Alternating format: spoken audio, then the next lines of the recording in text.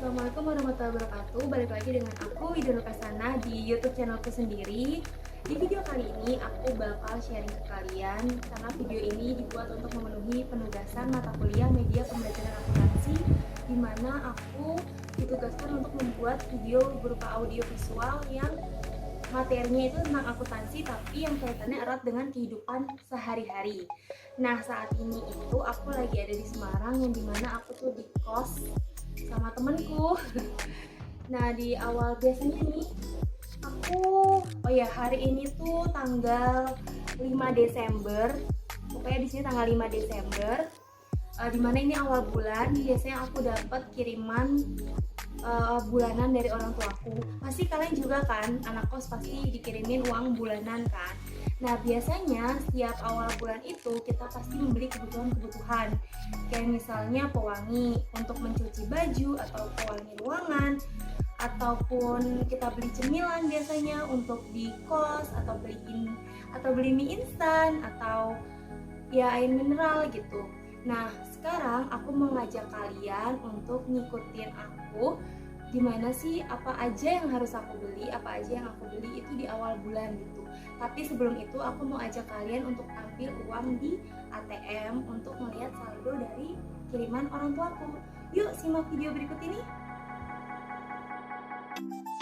Nah, sebelum kita mulai belanja bulanannya, aku mau ajak kalian dulu nih guys untuk ke ATM untuk cek saldo ATM-ku setelah adanya kiriman dari orang tua, dan aku sekalian juga mau ngambil uang untuk belanja-belanja.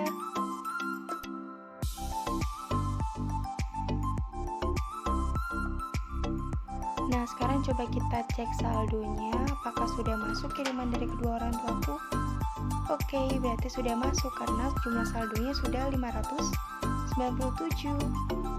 Sekarang aku mau ngambil uangnya sekitar 250.000 untuk peganganku di awal bulan ini dan untuk belanja-belanja. Dan ketika aku melakukan transaksi ini, aku juga akan mencetak bukti dari pengambilan uang ini. Dan inilah bukti transaksinya.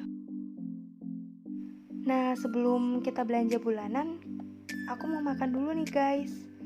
Setelah itu, aku juga melakukan pembayaran. Namun karena kita makan di penyetan, maka kita tuh nggak dapat nota guys, nggak dapat struk pembayaran. Sekarang saatnya belanja. Aku belanja di salah satu minimarket yang ada di wilayah UNES. Kalian anak UNES pasti tahu lah ya ini di mana. Di sini aku belanja pewangi.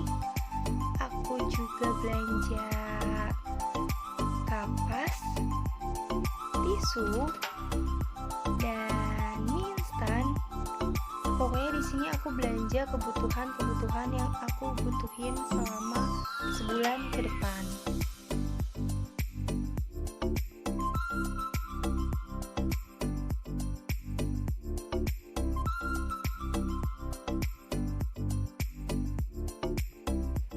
Setelah selesai melakukan pembayaran, aku juga mendapatkan struk pembayaran dari hasil belanjaku. Selanjutnya, aku mau belanja jajanan di Indomaret. Tapi sebelum itu, aku mau isi bensin motorku dulu nih guys, karena bensinnya habis. Dan di Indomaret, aku belanja masker, snack untuk cemilan di kos, air mineral, dan aku juga mau beli token listrik.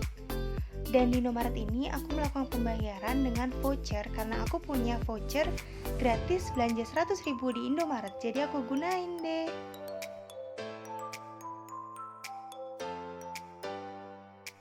Setelah semua kebutuhan bulananku sudah dibeli, aku balik ke kos. Dan setelah itu aku mengisi token kosku. Token ini adalah token listrik yang sudah aku beli di Indomaret tadi.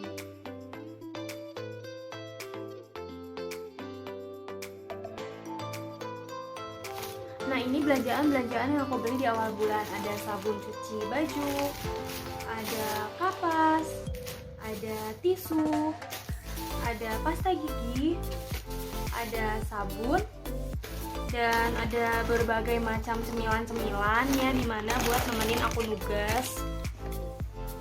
Jadi inilah guys kira-kira belanja bulanan versi aku. Nah, di video tadi aku kan sudah ngasih tau ke kalian apa aja sih yang aku beli di awal bulan, kegiatan apa aja yang aku lakuin. Udah gitu aku juga udah unboxing tentang belanjaannya aku. Tadi itu aku ada beli kebutuhan, isi bensin, makan, terus juga isi token listrik. Nah, dari beberapa kegiatan yang aku lakuin itu sebenarnya itu adalah kegiatan akuntansi gitu, karena aku bertransaksi gitu. Nah, dari beberapa kegiatan itu ada yang aku itu diberi dibilang ini struk pembayaran, ada juga yang enggak gitu. Ini contohnya dari struk pembayaran aku yang ngambil uang di bank. Ini struk pembayarannya. Ini itu kalau di dunia akuntansi atau di materi akuntansi sama saja seperti ketika perusahaan itu mengambil kas, lalu kasnya berkurang karena untuk membeli peralatan atau perlengkapan yang akan perusahaan itu butuhkan gitu. Nah, sama halnya dengan aku yang anak kos, aku ngambil uang di bank, ngambil kas di bank, dan kas itu bakal berkurang karena aku gunain untuk isi bensin, beli kebutuhan, dan lain-lain.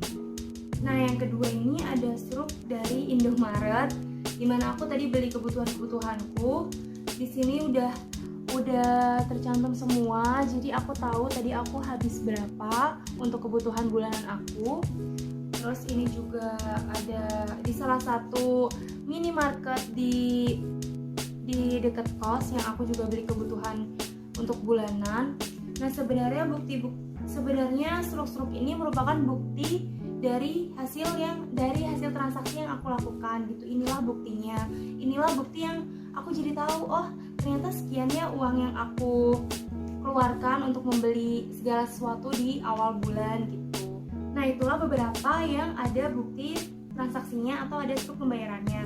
Ada juga kegiatan yang aku lakuin tadi tapi tidak ada struk atau notanya seperti ini. Seperti tadi contohnya ketika aku isi bensin, ketika aku makan bersama teman-temanku.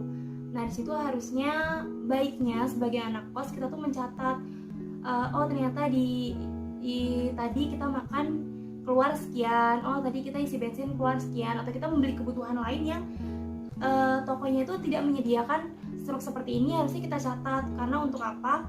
Agar kita tahu, oh ternyata uang yang kita keluarin tuh sekian ya. Jadi dalam sebulan itu kita jadi tahu, oh ternyata uang aku masih sekian. Jadi di akhir bulan tuh nggak ada yang namanya kita kehabisan uang, karena kita bisa memanage keuangan dengan baik dengan adanya pencatatan tersebut. Sebenarnya dalam pencatatan ini itu ya hal yang sepele sih. Mungkin anak-anak kos mengira buat apa sih dicatat, toh juga nanti ya cukup-cukup aja mungkin seperti itu. Tapi sebenarnya dengan adanya pencatatan tuh ya penting juga gitu. Kita jadi tahu, oh ternyata uang yang telah kita habiskan dalam jatah sebulan tuh sekian. Jadi harusnya dengan adanya pencatatan sebenarnya kita jadi bisa nabung, kita jadi bisa menyisihkan uang kita, bahkan nggak ada yang namanya kekurangan uang. Pencatatan tuh sebenarnya hal sepele juga baiknya dicatat gitu, karena jadi tahu pengeluaran yang kita keluarkan tuh berapa gitu. Jadi menurut saya yang anak kos lebih baik itu kita mencatat tuh, biar jelas, oh ternyata dalam sebulan tuh pengeluaran kita sekian.